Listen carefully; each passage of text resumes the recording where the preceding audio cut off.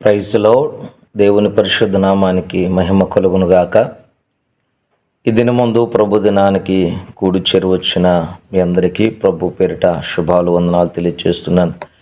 మీ అందరికీ వందనాలండి. దయచేసి మీ తోటి వారికి కూడా ఒకసారి వందనాలు చెప్తారా?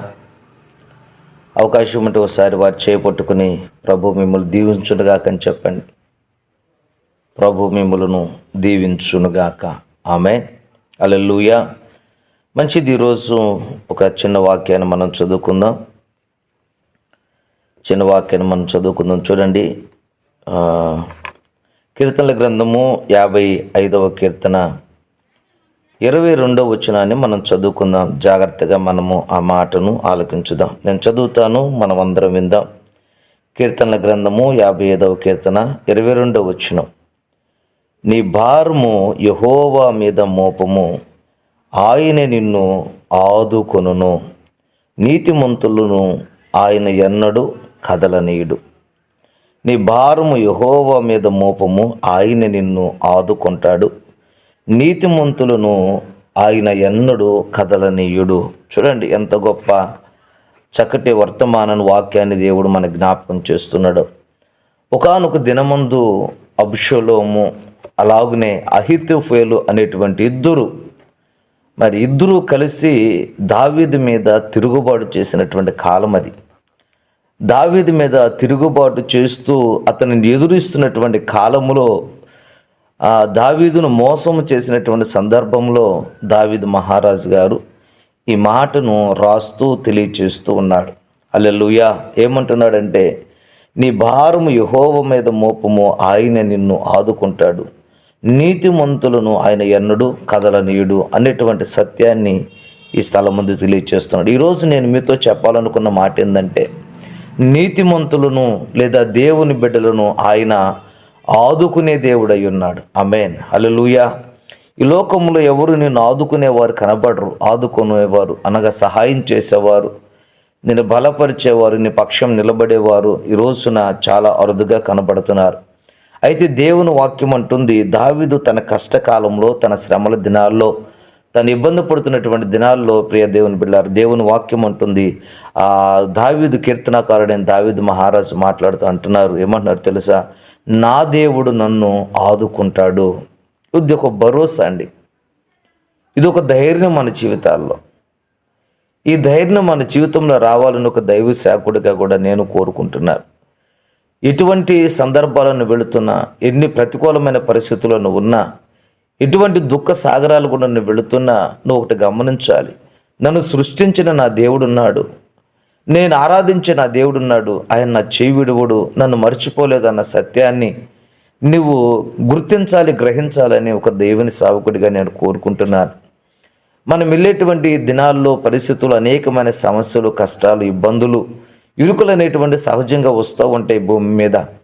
అయితే ఇటువంటి సందర్భాల్లో నీ పక్షంలో ఎవరు నిలబడేవారు కానీ, నిన్ను ఆదుకునేవారు కానీ, నీ పక్షముగా నేను గురించి మాట్లాడేవారు కానీ, నీ గురించి సలహా ఇచ్చేవారు కానీ, నిన్ను ఓదార్చేవారు కానీ కనబడకపోవచ్చు. అయితే దేవుని వాక్యం సెలవిస్తుంది, నీ భారం అంతా యెహోవా మీద మోపినప్పుడు ఆయన నిన్నేం చేస్తాడంటే ఆదుకుంటాడు. నేను చెప్తున్నాను, ఈ దినమందున ఈ దేవుని సన్నిధికి కూడి చేరవచ్చిన మీ అందరితో నేను చెప్తున్నాను, మనం ఆరాధించేటువంటి దేవుడు నిన్ను ఆదుకునే దేవుడు.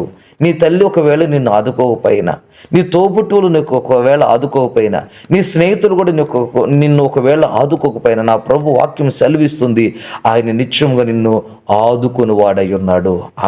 ఆమె చెప్తారా? హల్లెలూయా. ఆయన మనల్ని ఆదుకునేటువంటి దేవుడండి. చూడండి, దేవుడు మనల్ని ఆదుకోవాలంటే మనం ఏం చేయాలి? దేవుడు ఖచ్చితంగా ఆదుకుంటాడు, అందులో సమస్య లేదండి.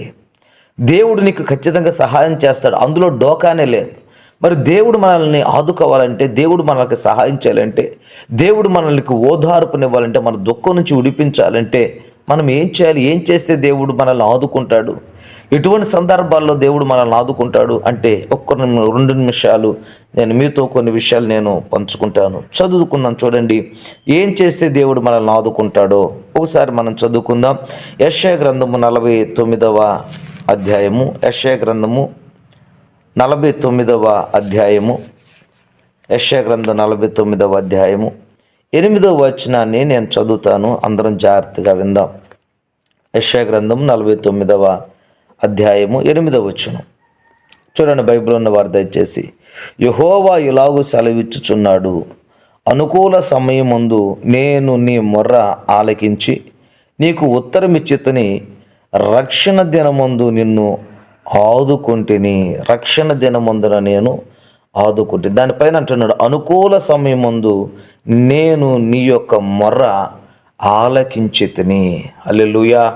మనము దేవుడు మనల్ని ఆదుకోవాలంటే, దేవుడు మనకు సహాయం చేయాలంటే, మొట్టమొదటిగా మనం ఏం చేయాలి అంటే దేవునికి మొర్ర పెట్టాలి. దేవునికి మొర్ర పెట్టాలి, ప్రార్థన చేయాలండి. ప్రార్థనే ప్రాముఖ్యమైంది, మొర్ర చాలా ప్రాముఖ్యమైనది. వాక్యం అంటుంది, నేను నిన్ను ఆదుకున్నాను.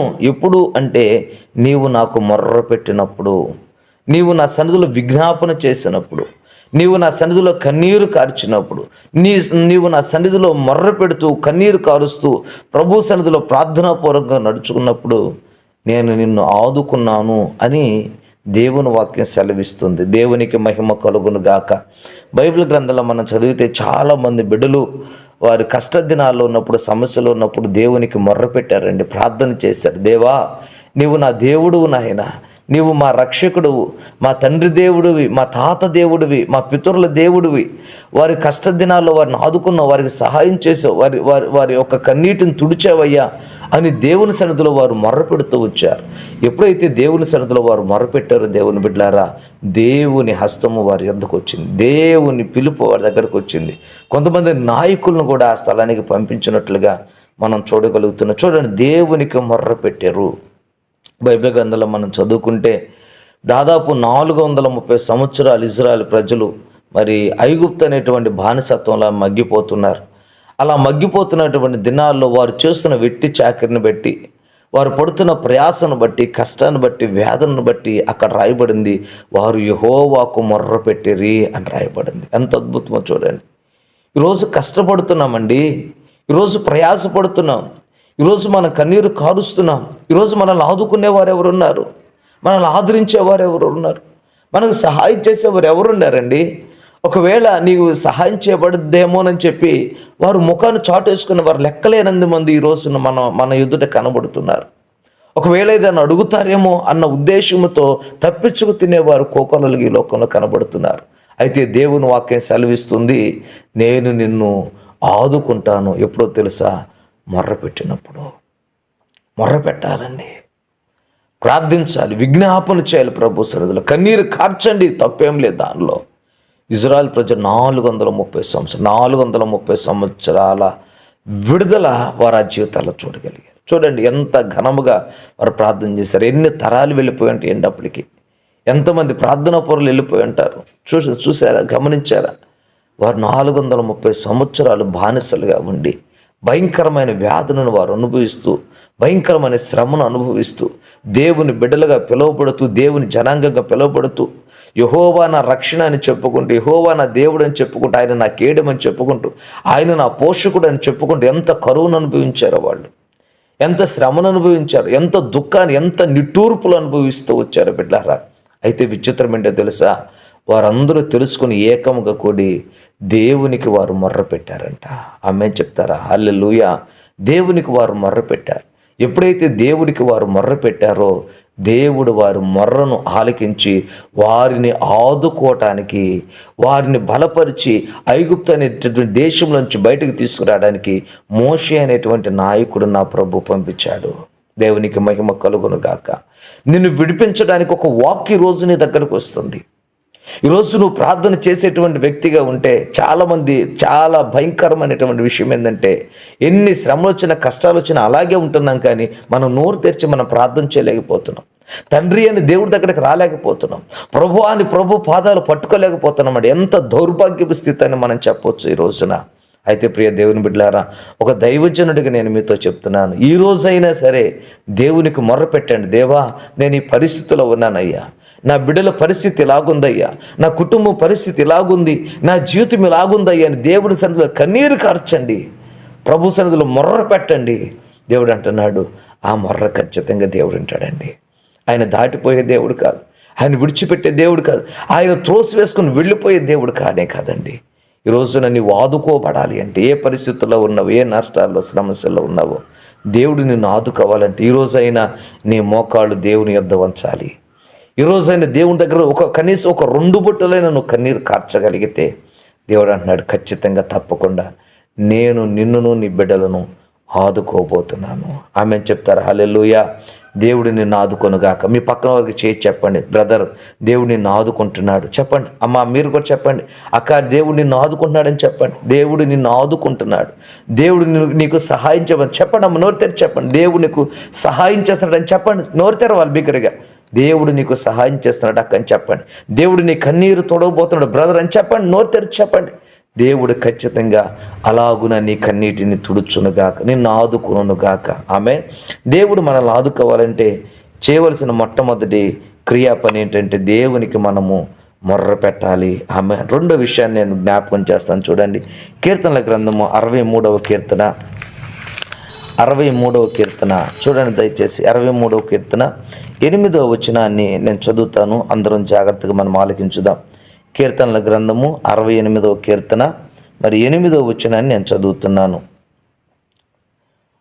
63వ కీర్తన 8వ వచనం. కీర్తనలు 63వ కీర్తన 8వ వచనం. 63వ కీర్తన 8వ వచనం నేను చదువుతున్నాను, జాగ్రత్తగా మనం విందాం. నా ప్రాణము నిన్ను వెంబడించుచున్నది, నీ కుడి చెయ్యి నన్ను ఆదుకొనుచున్నది. నా ప్రాణము నిన్ను అంటి వెంబడించుచున్నది, నీ కుడి చెయ్యి నన్ను ఆదుకొనుచున్నది అన్నాడు. చూడండి, దావీదు మహారాజు ఈ కీర్తన రాస్తూ చక్కని మాట చెప్తున్నాడు. చూడండి, నా ప్రాణం నిన్ను అంటి వెంబడించుచున్నది, నీ కుడి చెయ్యి నన్ను ఆదుకొనుచున్నది అన్నాడు. దేవునికి మహిమ కలుగునుగా. నా ప్రాణము నిన్ను అంటుకొని వెంబడించుచున్నది. ఈ మాటను చెప్పగలుగుతావా? దేవా, నా ప్రాణం నిన్ను వెంబడిస్తుంది. దుప్పి నీటి వాగుల కొరకు ఎలాగున పరితపిస్తుందో అలాగున నా ప్రాణము నీ కొరకే పరితపిస్తుంది. నా ప్రాణము నీ కొరకే ఎదురు చూస్తూ ఉంది. నా ప్రాణం నీ కొరకు దిగులు పడుచున్నదని ఈరోజు మనం చెప్పగలుగుతున్నామా? చూడండి, దావీదు మహారాజు మాట్లాడతాడు, నా ప్రాణము నిన్ను అంటుకొని వెంబడించుచు ఉన్నది. వెంబడించే అనుభవం నీకు ఉండాలండి. హల్లెలూయా. వెంబడించేటువంటి అనుభవం నీకు ఉండాలి. ఎప్పుడైతే నువ్వు వెంబడించేటువంటి వ్యక్తిగా ఉంటావో దేవుడిని, అప్పుడు దేవుడు అంటున్నాడు, నేను నిన్ను ఆదుకుంటాను. దేవుని వెంబడించాలి మనం. నా ప్రాణమా యెహోవాను సన్నుతించుము, నా అంతరంగమునున్న సమస్తమా ఆయన పరిశుద్ధ నామమును సన్నుతించుము. నా ప్రాణం ఆయన సన్నుతించుము, ఆయన చేసిన ఉపకారాలు దేని నువ్వు మరువకు. దేవుని సన్నిధిలో దావీదు చెప్తున్నాను, నేను నిన్ను మర్చిపోనయ్యా. నా ప్రాణంతో నేను చెప్తున్నాను, నేను నా బ్రతుకు కాలమంతా నిన్ను వెంబడిస్తాను. అది కష్టమైన, కరువైన, ఖడ్గమైన, అది ఉపద్రవమైన మరి ఏదైనా కావచ్చు, కానీ నేను నిన్ను వెంబడిస్తూనే ఉంటాను. ఈ తీర్మానం చాలా అవసరం మన జీవితాల్లో. వెంబడించేవారు కావాలి. ఏదో ఒకసారి వచ్చి వెళ్ళిపోవటం కాదండి. ఏదో ఒక పూట కనబడి వెళ్ళిపోవటం కాదు. లేదా 4 రోజులు వచ్చి వెళ్ళిపోవటం కాదు. లేదా ఆదివారం వచ్చి వెళ్ళిపోవటం కాదు. శనివారం వచ్చి వెళ్ళిపోవటం కాదు. లేదా బుధవారపు కూడికలు ఏదో కనబడి వెళ్ళిపోవటం కాదండి. దేవుని వాక్యం ఉంటుంది, నా బ్రతుకు కాలమంతయు నేను దేవుని వెంబడిస్తాను, నా ప్రాణముతో నేను వెంబడిస్తాను అన్నాడు. దేవునికి మహిమ కలుగునుగాక. హల్లెలూయా చెప్దాం, నోరు తెరిచి హల్లెలూయా. వెనకాల ఉన్న వారు కూడా చెప్దాం హల్లెలూయా. మన ప్రాణముతో మనం చెప్పగలం, నేను నిన్ను వెంబడిస్తున్నాను. వెంబడించాలండి. వెంబడించేటువంటి బిడ్డలను దేవుడు ఆదుకుంటాడు. బైబిల్ గ్రంథాలు మనం చదివితే ప్రభు అయిన యేసుక్రీస్తు వారి లోకంలో ఉన్నప్పుడు ఆయనను అనేక మంది ప్రజలు వెంబడించారు. వెంబడించినటువంటి వారి కారణం అనేకమైన ఉండొచ్చు. కొంతమంది అనారోగ్యం కోసం ప్రభువా నా బిడ్డలను స్వస్థపరచండి అని వెంబడించినటువంటి వారు కొంతమంది ఉన్నారు. ఆ కాలంలో భయంకరమైన కరువండి. ప్రభు అయిన యేసుక్రీస్తు వారి కాలంలో కరువు దినాలు అవి. తినటానికి కూడా సరైన ఆహారం లేనటువంటి పరిస్థితులు అవి. అటువంటి దినాల్లో ప్రభు అయిన యేసుక్రీస్తు వారు ఉన్నారు. కాబట్టి కొంతమంది స్వస్థత కోసము ఆయన యొద్దకు వచ్చిన వారు ఉన్నారు. కొంతమంది ఆకలి తీర్చుకోవడానికి కొంతమంది వచ్చిన వారు ఉన్నారు. కొంతమంది దెయ్యాల నుంచి విడుదల పొందడానికి కొంతమంది వచ్చిన వారు ఉన్నారు. అలాగున అనేక మంది ప్రజలు చూశారు పిల్లలు, అనేక మంది బిడ్డలు దేవుని వెంబడిస్తూ వచ్చారు. కారణం ఏదైనా కావచ్చు అండి. దేవుని యొక్క ట్రీట్మెంట్ మాత్రం ఒకేలాగుంటుంది. ఆమేన్. నీవు ఈ స్థలంలోకి వచ్చిన ఒక్కొక్కరు కారణంతో దేవుని వెంబడించారు. అది పేదరికం కావచ్చు, అనారోగ్యం కావచ్చు, బాధలు కావచ్చు, సమస్యలు, మరి ఏదైనా కావచ్చు. ఒక్కొక్కరు ఒక్కొక్క కారణంతో దేవుని వెంబడిస్తూ వచ్చారు. దేవుణ్ణి వెంబడించిన కారణం ఏదైనా చివరికి మనము మోక్షము చేరాలి అన్న సంగతి మాత్రం మర్చిపోవద్దు. హల్లెలూయా. ఇవన్నీ దేవుడిస్తాడు. ఖచ్చితంగా దేవుడు సహాయం చేస్తాడు. నువ్వేది అడుగుతున్నావో అడిగిన వాటికంటే, ఊహించిన వాటికంటే అత్యధికంగా దేవుడు నీకు ఇస్తాడు. అయితే వాటికంటే ముఖ్యంగా మనం గ్రహించాలి, గమనించాలి. మోక్షం అనే లేదా పరలోక రాజ్యం అనేటువంటిది కూడా అది చాలా ప్రాముఖ్యం. దీనిని ఎప్పుడు మర్చిపోవద్దండి. నీ శారీరక అవసరాలు అవి తీర్చబడతాయి. వాటితో పాటు మనం కోరుకోవాల్సింది ఏంటంటే మరి పరలోకంలో కూడా మనం ఉండాలి. ఆ ఉద్దేశంతో కూడా మనము దేవుని వెంబడించే వారిగా మనం ఉండాలని కోరుకుంటున్నాం. అయితే దేవుని వెంబడిస్తే ఏం జరుగుతుంది అంటే, ఇలాగే ప్రభు అయిన యేసుక్రీస్తు వారి కాలంలో యేసయ్యను వెంబడిస్తూ వచ్చారు. 3 దినాల పాటు అండి వారు ఆ పర్వతం మీద నిలిచిపోయి ఉన్నారు. ధన్యతల కొండపైన వారు నిలిచి ఆ స్థలంలో దేవుని వాక్యం వింటూ ఉన్నారు. దేవుని వాక్యం వింటుంటే చిన్నవారు, పెద్దవారు అనేక మంది ఉన్నారండి. పాలు తాగే పసిబిడ్డలు కూడా ఉన్నారు, గర్భిణీ స్త్రీలు ఉన్నారో తెలియదు. అనేక మంది బిడ్డలు, వేల మంది ఉన్నారండి ఆ కాలంలో. ఎలాంటి ప్రెస్ మీట్ లేకుండా, ఎలాంటి వీడియోలు లేకుండా, ప్రియ దేవుని బిడ్డలారా, ఎలాంటి ఎలాంటి ప్రచారం లేకుండా అనేక మంది బిడ్డలు యేసయ్యను, వేల మంది యేసయ్యను వెంబడించారు. అటువంటి దినాలు 3 దినాలు జరిగిన గొప్ప సభ అని చెప్పొచ్చండి. జీవితాలను మార్చేటువంటి సభ అది. నేటికి మన జీవితాలను కూడా మార్చేటువంటి గొప్ప సభ అని గొప్ప ప్రసంగం అని నేను చెప్పగలుగుతున్నాను. నా జీవితాన్ని మార్చినటువంటి గొప్ప ప్రసంగం అని నేను చెప్పగలను ప్రభువైన యేసుక్రీస్తు వారు. కాబట్టి దేవుడు ఆ మాటను తెలియచేస్తుంటాడు. ఆ వర్తమానం అంతా అయిపోయిన తర్వాత, 3 దినాలు అయిపోయిన తర్వాత తన యొద్దకు వచ్చిన వారు ఆకలి కొనినప్పుడు వారిని దేవుడు ఏం చేశాడంటే ఒట్టి చేతులతో పంపేయలేదు, వారిని ఆదుకున్నాడు. హల్లెలూయా. అయ్యా వీళ్ళు ఎందుకు వచ్చారో నీకు తెలుసా అని కొంతమంది అనొచ్చండి. అసలు వీడి ఉద్దేశం ఏంటి, అసలు వీడు ఎందుకు వచ్చాడో తెలుసు, నీ మీద నేరాలు అయినా కావచ్చు, వాడికి కూడా భోజనం పెట్టండి అన్నాడు. వీడు ఎందుకు వచ్చాడో తెలుసా, వీడు వీడు వీడు నీ మీద నేరం అవ్వడానికి అయినా పర్లేదు, వాడికి కూడా భోజనం పెట్టండి అన్నాడు. హల్లెలూయా. ఎంత గొప్ప అద్భుతమో చూడండి. ఈరోజు దేవుని వాక్యం నేను మీతో చెప్తున్నాను. దేవుడు అన్యాయస్తుడు కాదండి. తనను వెంబడించేవాడు ఉద్దేశం ఏదైనా కావచ్చు. ఆ క్షణంలో నువ్వు ఉన్నట్లయితే ఆ స్థలంలో నువ్వు ఉంటే ఖచ్చితంగా నా దేవుడు నిన్ను ఆదుకుంటాడు.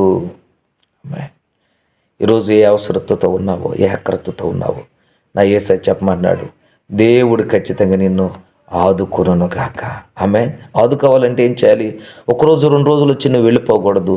నీ బ్రతుకు కాలం అంతా నువ్వు దేవుణ్ణి వెంబడించేటువంటి వ్యక్తిగా నీవు ఉండాలి అని దేవుని సేవకుడిగా నేను కోరుకుంటున్నాను. చివరిగా ఒక మాట చెప్పి నేను ముగిస్తాను. చూడండి, యెషయా గ్రంథం 41వ అధ్యాయము 10వ వచనం. యెషయా గ్రంథము 41వ అధ్యాయము 10వ వచనం నేను చదువుతాను. అందరం జాగ్రత్తగా మనం విందాం. చూడండి, చాలా అద్భుతమైనటువంటి వాక్యం. యెషయా గ్రంథం 41వ అధ్యాయము 10వ వచనం. నీవు నా దాసుడవనియు నేను నిన్ను ఉపేక్షింపగా ఏర్పరచుకుంటున్నానియు నేను నీతో చెప్పి ఉన్నాను, నీకు తోడయ్యున్నాను, భయపడకము, నేను నీ దేవుడినై ఉన్నాను, దిగులు పడకము, నేను నిన్ను బలపరుతును, నీకు సహాయము చేయవాడు నేనే, నీతి అను నా దక్షిణ హస్తంతో నిన్ను ఆదుకొందును. హల్లెలూయా. చెప్దాం బిగ్గరగా, హల్లెలూయా. భయపడద్దు, నేను నీకు దేవుడినై ఉన్నాను, దిగులు పడద్దు, నేను నిన్ను బలపడుతాను, నీకు సహాయము చేయవాడు నేనే, నీతి అను నా దక్షిణ హస్తముతో నిన్ను ఆదుకొందును. దేవునికి మహిమ కలుగును గాక. దేవునికి నీతి అనే దక్షిణ హస్తం ఉంది. నిన్ను కాపాడే స్థలం ఒకటి ఉంది, నిన్ను భద్రపరిచే స్థలం ఒకటి ఉంది, నిన్ను హెచ్చించేటువంటి స్థలం ఒకటి ఉంది, నిన్ను గొప్ప చేసే స్థలం ఒకటి ఉంది.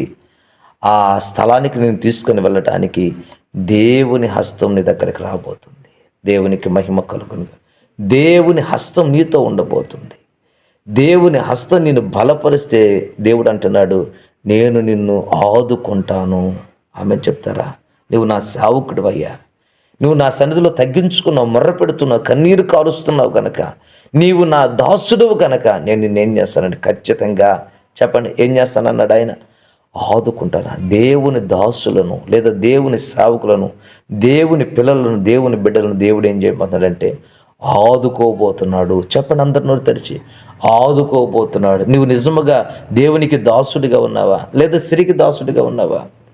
దేవునికి దాసుడిగా ఉన్నావా, పాపానికి దాసుడిగా ఉన్నావా? ఈరోజు నువ్వు పరిశీలన చేసుకోవాల్సిన విషయం కాదు ఇది.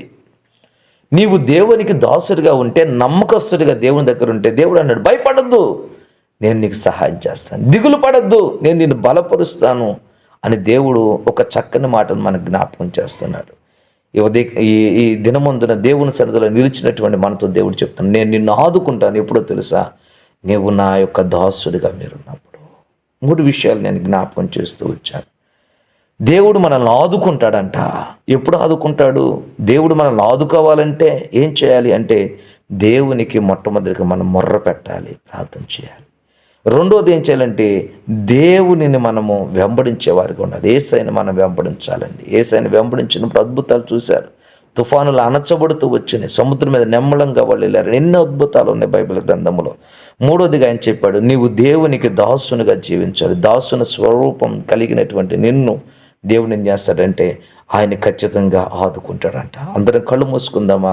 దేవా, నా కుటుంబాన్ని ఆదుకోయ్యా అని 2-3 నిమిషాలు ప్రభు సన్నిధిలో మనం ప్రార్థన చేద్దాం. హల్లెలూయా, హల్లెలూయా. నోటి తెర వాళ్ళందరూ కూడా నిలువు మోకాళ్ళ మీదకి రండి. దయచేసి ఎక్కడ వారు అక్కడ నిలువు మోకాళ్ళు వేసి 2 చేతులు జోడించి, లేదంటే 2 చేతులు ఆకాశం వైపు దేవుని తట్టు చాపి, ప్రభువా ఇదిగో నన్ను ఆదుకోనండి నాయన అని ప్రభు సన్నిధిలో నువ్వు మోకరించి ప్రార్థన చేయగలిగితే, నా ప్రభు ఈరోజు నన్ను యొద్దకు ఆయన కృప దిగి రాబోతుందండి. ఆ రోజు దేవుని సన్నిధిలో వారు మొర్ర పెట్టారు, కన్నీరు కార్చారు, ఏడ్చారు, ప్రలాపించారండి. దేవుడు ఊరుకోలేదు, వారి మధ్యలోనికి దిగి వచ్చాడు. దేవునికి మహిమ కలుగునగాక.